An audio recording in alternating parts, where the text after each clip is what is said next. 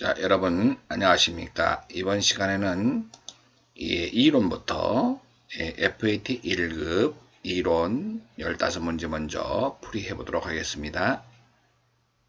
자, 1번 문제 보시면 다음 중 선생님의 질문에 잘못 대답한 사람은, 선생님은 재무상태표에 대해서 말해 볼까요? 라고 말씀을 하셨네요. 자산에서 부채를 차감하면 자본을 구할 수 있어요. 네, 참 잘했어요. 희영씨는 동그라미 맞았죠. 선남은 재무상태표는 유동성이 큰 항목부터 배열하는 것을 원칙으로 한다. 선남 동그라미 맞았죠. 다혜는 정상 영업주기 내에 판매되더라도 보고기간 종료일로부터 1년 이내에 판매되지 않는 재고자산은 비유동자산으로 분류해야 해. 다혜는 틀렸어요. 왜 그러냐면, 자, 정상적인 영업주기인데 라는 말이 나오면 유동으로 본다 그랬어요. 다 같이 뭔동? 유동. 비유동. 그러니까 틀렸다. 여기서 틀린 사람은 다혜가 틀렸다. 철수는 자산과 부채는 원칙적으로 상계하여 표시하면 안 된다. 그냥 총액 표시죠. 맞습니다. 그래서 1번의 답은 3번이 되겠습니다. 다음 2번 다음에서 설명하는 보고서에 해당하지 않는 것은 그렇습니다. 회계기간 말에 회계정보 이용자에게 기업의 경영활동에 대한 회계 내용을 전달하여 그들의 경제적 의사결정에 도움을 주고자 작성하는 결산 후 보고서네요. 여러분, 결산 후 보고서는 여러분 우리가 회계의 목적은 외부 정보 이용자에게 유용한 정보를 제공하는 거죠. 제공하는 게 전달한다, 제공한다. 이게 바로 유용한 정보를 외부 정보 이용자에게 제공하는데 그 수단이 뭐라 그랬나요? 재무제표라고요. 재무제표는 여러분 재무상태표, 손익계산서, 자본변동표, 현금흐름표, 주석이죠. 그러니까 결산 후 보고서를 했어요. 그러니까 주석, 재무제표를 얘기하면 돼요. 주석, 재무제표에 들어가죠. 자본변동표, 현금흐름표. 여기서 시산표라고 하는 것은 결산 전이에요. 이것만 우리가 보더라도 시산표가 답이 틀렸다라고 할 수 있겠죠. 시산표는 맞았는가 틀렸는가 검산하는 표가 바로 시산표죠. 그게 여러분 검증하는 표다. 이렇게 이해하시면 되겠습니다. 그래서 2번에 틀린 것은 몇 번이라고요? 2번. 재무제표 요거 나왔네요. 재무상태표, 손익계산서, 현금흐름표, 자본변동표, 주석 이렇게 해서 재무제표의 종류도 알아놓으신 게 좋겠습니다. 다음 3번. 결산 시 자본에 영향을 주지 않는 거래는, 자, 여러분, 자본에 영향을 주지 않는다. 그 말은, 여러분, 이게 조금 생각을 해봐야 돼요. 문제 3번 한번 봐보세요. 자산 마이너스 부채는 자본이 나오죠. 예를 들어서 자산이 감소한다. 자산이 여기에 차변이 감소하면, 자본도 감소한다라고 보시면 돼요. 자, 자산이 증가하면 자본도 증가한다. 이렇게 보시면 돼요. 그러면 부채가 감소하면 반대로 자본은 증가한다. 이렇게 이해하시면 되겠습니다. 그래서 여기서 문제에서 보면 매출 채권에 대한 대손 충당금을 설정했다. 그러면 대손 충당금은 자산에서 차감이죠. 마이너스. 자산이 감소된다는 거죠. 그러니까 자산이 감소되면 자본도 감소된다. 다음 자산이 증가하면 자본도 증가한다. 부채와 자본은 서로 반대다. 부채가 줄어들면 자본은 증가하게 될 수밖에 없죠. 다음 재고자산의 평가손실, 비용이 늘어나면 자본은 감소하게 되죠. 평가손실, 비용이 늘어나면 자본이 감소된다. 당연한 거고요. 외상 매입금을 현금으로 지급했다. 요거 한번 봐보세요. 외상 매입금을 현금으로 지급했다. 이런 말이 나오면 여기에 지금 변동이 없다 그랬죠. 외상 매입금은 다 같이 뭐예요? 외상 매입금은 부채 감소, 차변에 외상 매입금 지급은 부채 감소가 나오죠. 부채 감소. 그 다음에 현금으로 지급했다 그랬으니까 현금은 자산의 감소. 자, 이 문제를 한번 볼까요? 자, 방금 그걸 분기한다면 차변에 외상 매입금이 되겠죠. 차변에 다 같이 무슨 매입금? 외상 매입금. 그리고 대변에는 뭐였어요? 현금이라고 분기가 되겠습니다. 자, 여기에 외상 매입금은 다 같이 부채 감소라고 적었어요. 부채 감소. 부채 감소. 외상 매입금은 다 같이 뭐의 감소? 부채 감소. 외상 매입금은 부채 감소입니다. 외상 매입금은 다 같이 뭐의 감소? 부채 감소. 다음 현금은 다 같이 자산의 감소라고 적어놓으세요. 다 같이 무슨 감소? 자산의 감소. 자산의 감소.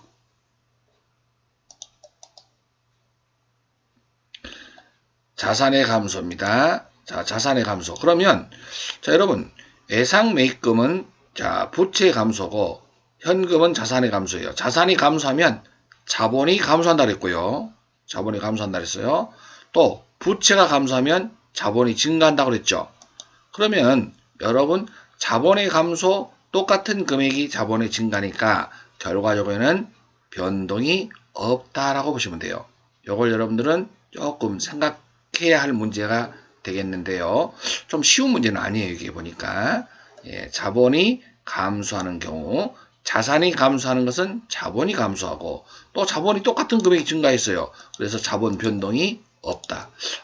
여러분 이 3번 문제가 자본의 변동이 없는 경우는 바로 3번이 되겠습니다.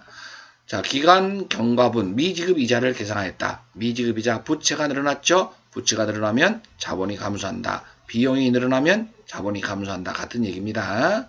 자, 그래서 답은 3번의 답은 몇 번이다? 3번이다 라고 할 수 있습니다.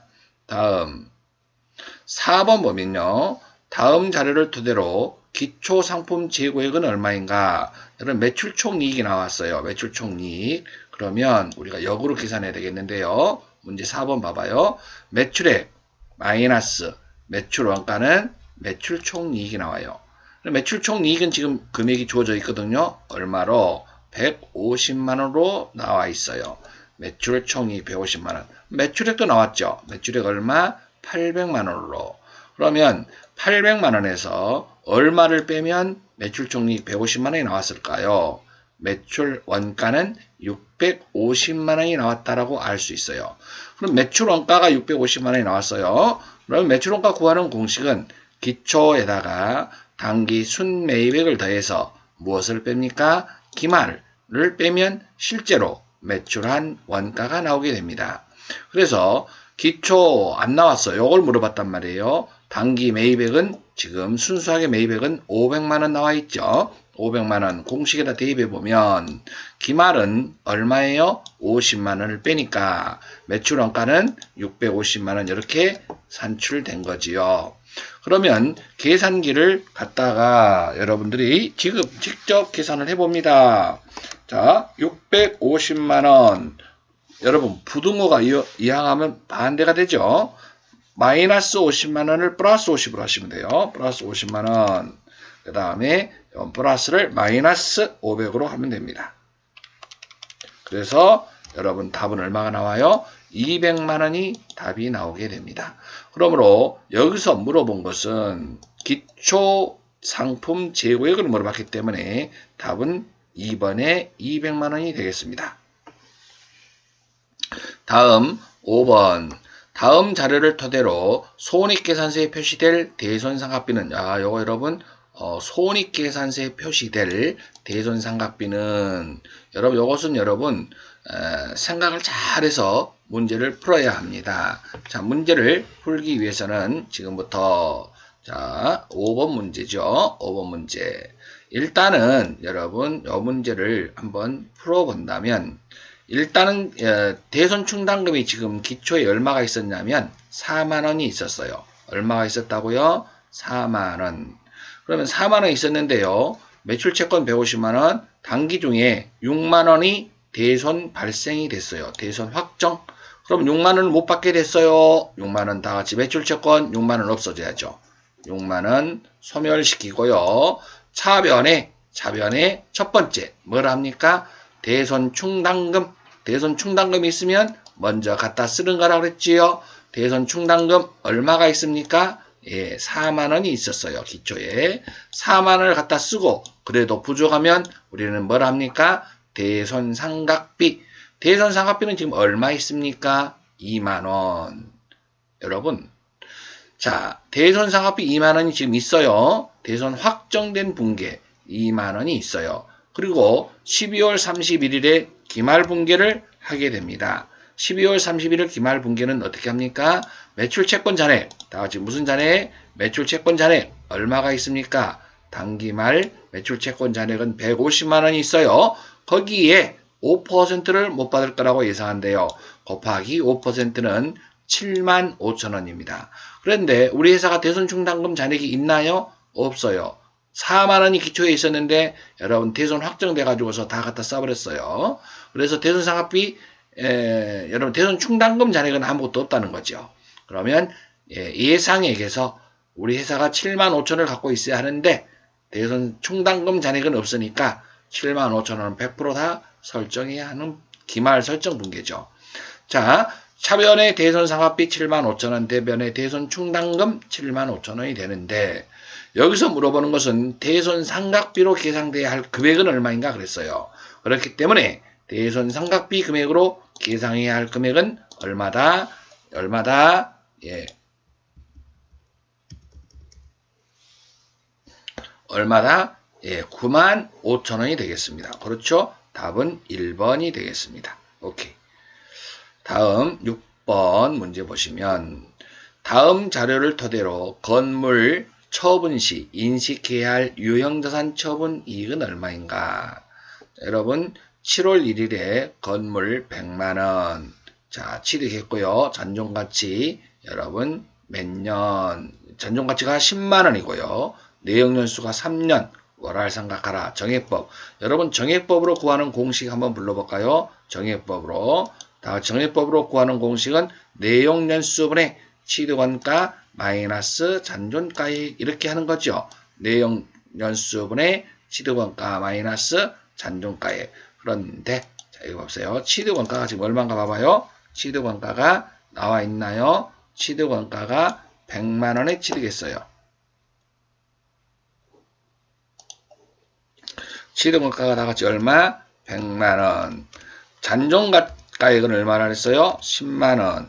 잔존가액 10만원이라고 하는 것은요. 여러분 내용연수가 지난 후에 판매하면 받을 수 있는 금액을 이야기하면 됩니다. 근데 내역연수가 3년인데 여러분 1년치를 구하는 것이 아니라 여기서는 월할상각 하라 그랬죠. 월할상각 3년은 다 같이 몇 개월 나와요? 36개월 분의 36분의 몇 개월 우리가 월로 해라 그랬으니까 여기서부터 2020년 7월 1일부터 2021년 6월 30일까지 처분시까지 그러면 딱 12개월 나오죠. 그러면 36분의 12를 계산할 수 있느냐라는 문제인데요. 이 문제가 여러분 상당히 어려울 수 있는 문제였다. 그러면 여러분 여기 장부가액은 지금 취득원가 마이너스 잔존가치는 대상 금액은 얼마냐면 90만원이 나오죠. 90만원. 그러면 90만원 곱하기 90만원 곱하기 자 내역연수가 전체 총 몇 년분의 36년분의 36년이 아니라 36개월 분의 1년은 몇 개월? 12개월. 여러분 이것을 하면 1년치의 감가상각비를 계산할 수 있는데 월할상각하는 문제가 조금 어려웠어요. 자 그러면 계산을 한번 해볼까? 90만원 곱하기 12 나누기 36 그러면 얼마가 나오냐면 90만원 나누기 36 90만원 맞죠? 90만원 나누기 36 곱하기 12. 30만원 나오나요, 여러분? 30만원. 그러면 여기에 1년치의 감가상각비는 30만원입니다. 1년치 감가상각비는 얼마라고요? 30만원. 지금 감가상각비를 구했어요. 그러면 여러분 처분할 때까지, 그러니까 6월 30일에 장부금액은 취득원가가 얼마였어요? 100만원. 100만원에서 감가상각 누계액을 빼면 지금 장부가액은 70만원이다. 그럼 이게 지금 70만원이 번전이다 이 말이에요.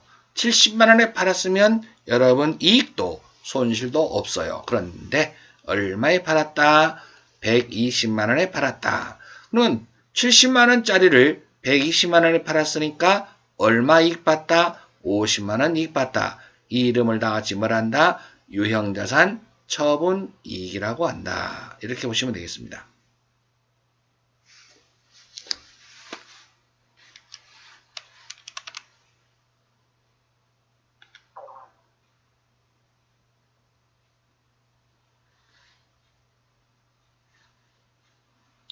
자, 이것을 이렇게 간단하게 계산해도 되죠. 이제 월할상가가 아니고, 자, 100만원, 취득원가가 100만원, 마이너스 잔존가치가 10만원, 빼면은, 여러분, 얼마 나오냐면, 90만원 나와요. 내역연수 몇 년? 3년으로 나누면 30만원 곧바로 계산할 수도 있어요. 근데 여기서, 이렇게, 월할상각 하라 해서 이렇게 했는데, 우리는 월할상각 안 하고 내역연수 3년을 그냥 나눠줘 버리면, 곧바로 감가상각비 1년치는 30만원 곧바로 구할 수도 있어요.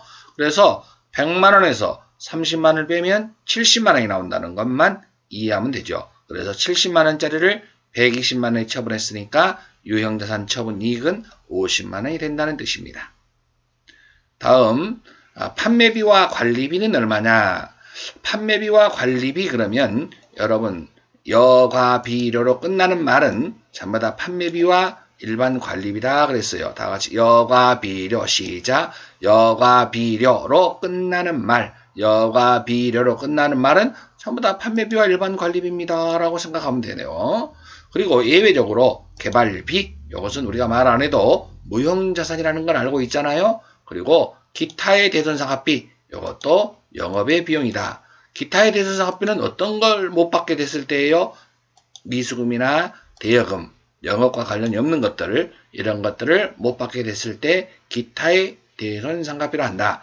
이것만 주의하고 여과 비료로 끝나는 말은 여러분 판매비와 일반 관리비다. 이렇게 이해하시면 되겠습니다.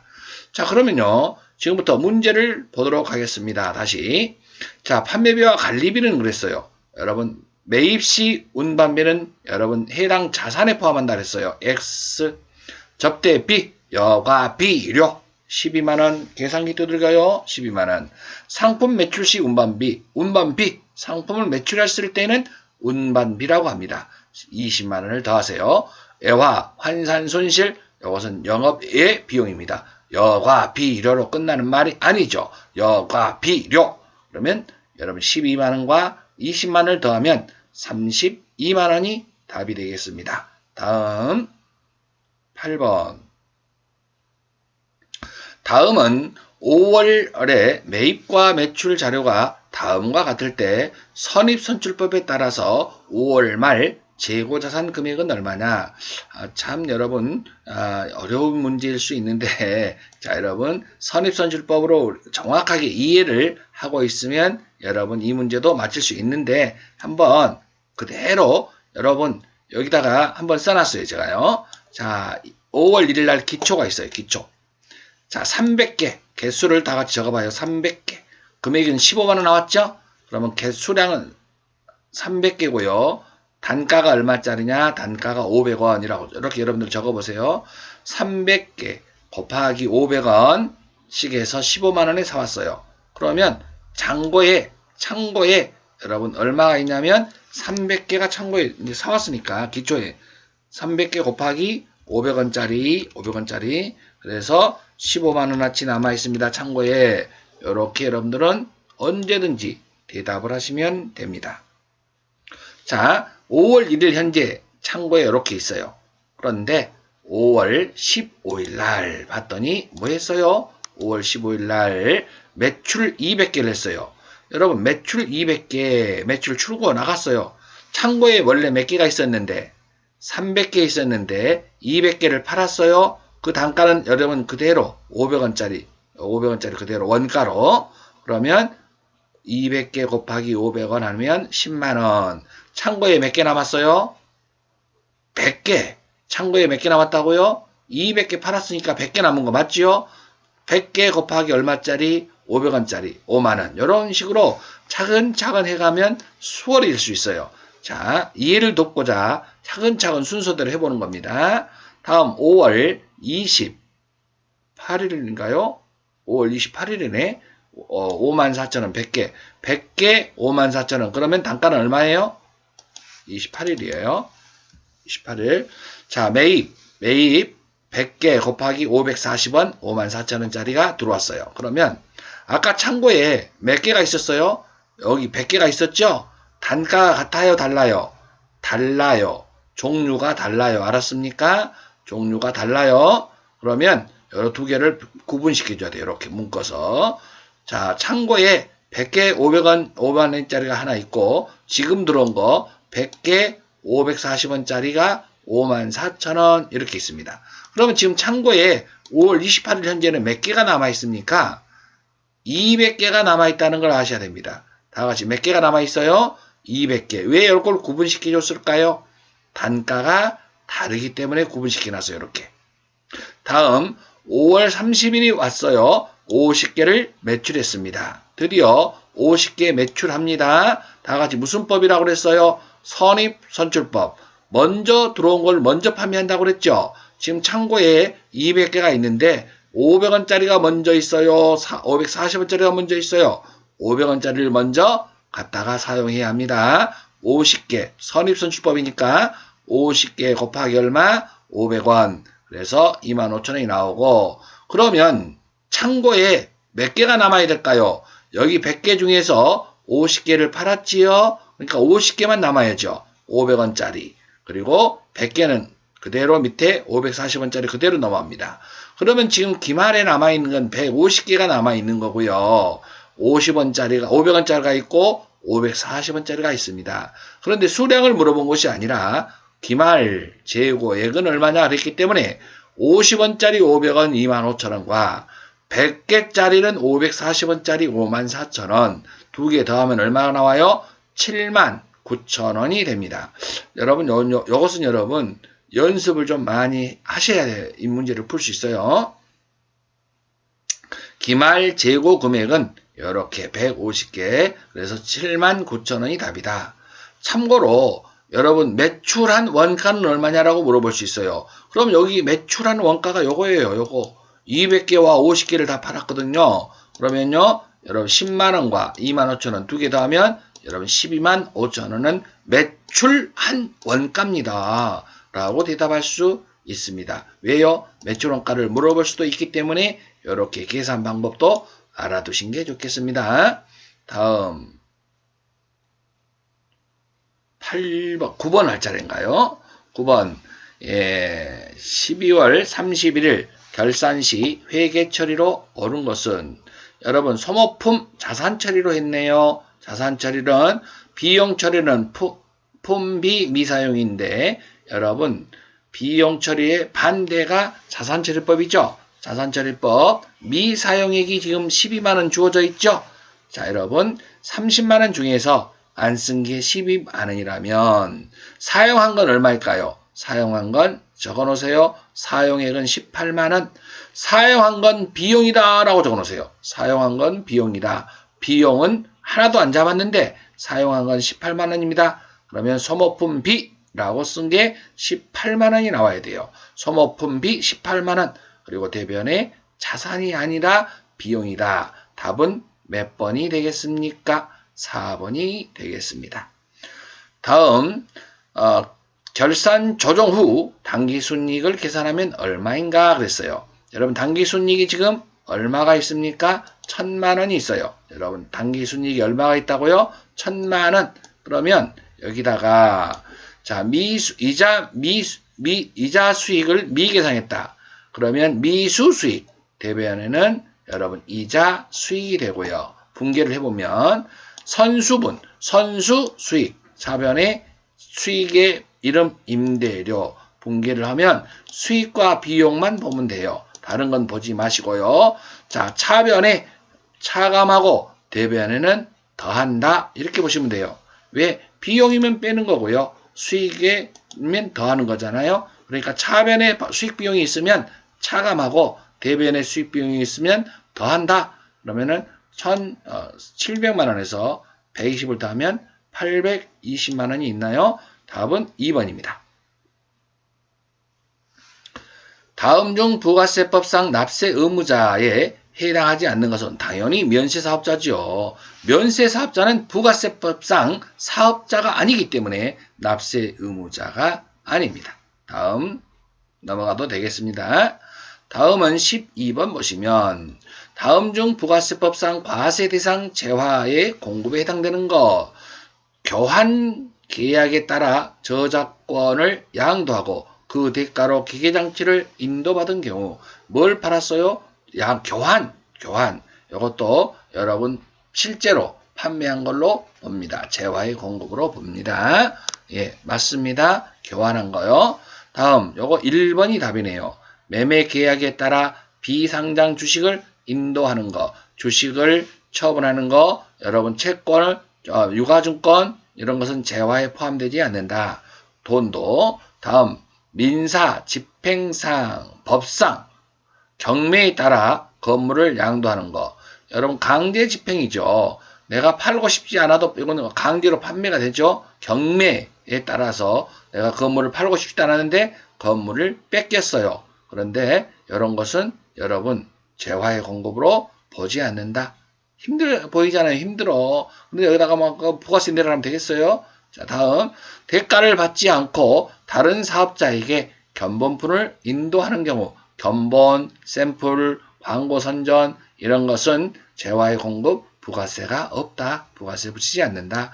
그러니까 교환거래 이것은 여러분 부가세 재화의 공급으로 보는 거 맞습니다. 그래서 12번의 답은 1번이 되겠습니다. 다음 13번. 다음 중 부가세법상 영세율에 대하여 바르게 설명하고 있는 사람은 누구인가? 부분면세? 아니, 완전면세죠. 자, 바르게 설명한 거 재화를 수출하는 사업자에 한해서 적용할 수 있다. 수출하는 사업자도 영세율을 적용받을 수 있고 또는 예국 항행 영역, 예국으로 향하는 영역, 비행기, 선박 이런 것도 영세율을 적용받을 수 있죠. 그러니까 수출하는 사업자에 한하여 그래서 틀린 거죠. 다음 매입 시 부담한 매입세액을 공제 또는 환급받을 수 있어. 당연하죠. 매입세액을 공제받을 수 있으니까 완전 면세 제도다라고 말씀드렸잖아요. 그래서 인걸이 정답입니다. 영세율을 적용하는 공급가액은 과세 표준에 포함하지 않아? 아니, 포함하지요. 매출의 과세 표준에 포함하는 겁니다. 단 부가세만 없을 뿐이죠. 다음 3번이 답이죠. 3번 그렇죠. 다음 14번. 다음 자료를 이용하여 가방 도매업을 영위하는 항공의 일기 예정 신고 기한에 대한 부가세 과세 표준을 계산하면 얼마인가? 단 주어진 자료의 금액은 부가가치세가 포함되어 있지 않는 금액이다. 판매 장려용 증정품. 여러분 금이에요, 품이에요? 물건이죠, 물건. 여러분 이것은 제품이나 상품인데 여러분 제조해서 판매한다 그러면 이건 제품이 되죠. 그러면 여러분 물건을 팔아야 할 것을 팔지 않고 여러분 물건을 판매용은 좌우지간 팔지 않고 다른 용도로 썼다. 그러면 어떻게 합니까? 이것은 사업상 증여 간주 공급에 해당됩니다.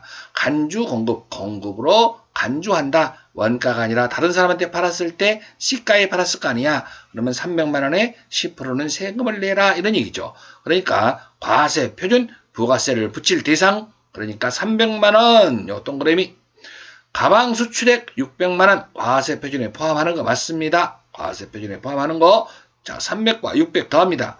연체이자는 여러분 과세 표준에 포함하지 않아요. 할부 이자는 과세 표준에 포함하는데 연체이자는 과세 표준에 포함하지 않는다. 그럼 이 두 개를 더하면 얼마가 나올까? 900만 원이 답입니다. 답은 4번이 되겠습니다. 상당히 여러분 까다로운 문제가 많아요. 이번에 보니까 회계 1급 FAT 1급이 상당히 좀 어려웠던 것 같습니다. 여러분 차라리 TAT 1급이 이론이 더 쉬운 것 같은 느낌이 드네요. 자, 여러분 이번에 조금 까다로운 것들이 FAT 1급에 좀 나온 것 같습니다. 다음 사업자가 부담한 다음에 매입세액 중 매출세액에서 공제할 수 있는 것은 불공이 아니라 공제받을 수 있는 것. 토지의 형질 변경, 토지의 자본적 지출이죠. 불공. 거래처의 접대 목적, 여러분 접대 목적 불공. 과세 사업에 사용하기 위하여 취득한 화물차의 유지와 관련된 매입세. 당연히 과세 사업에다 사용한 것은 공제받을 수 있습니다. 면세 재화인 도서를 제작할 목적으로 구입한 종이와 관련된 매입세액은 면세 사업과 관련된 것은 매입세 공제 받을 수 없습니다. 불공이죠. 그러니까 여기서 답은 몇 번이었다고요? 3번. 여러분 좀 전에 말씀드렸던 것처럼 여러분 이번 시험 이론이 상당히 좀 까다로웠던 문제 같습니다.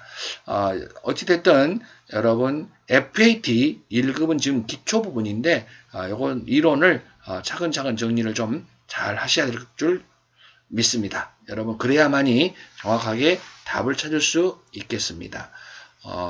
이번에는 여러분 이론이 좀 까다롭게 출제됐던 건 사실인 것 같습니다. 자, 여러분 잠시 후에 실무 수행평가를 해보도록 하겠습니다. 먼저 이론을 정리를 다 하셨으면 이론 정리를 다시 한번 여러분들은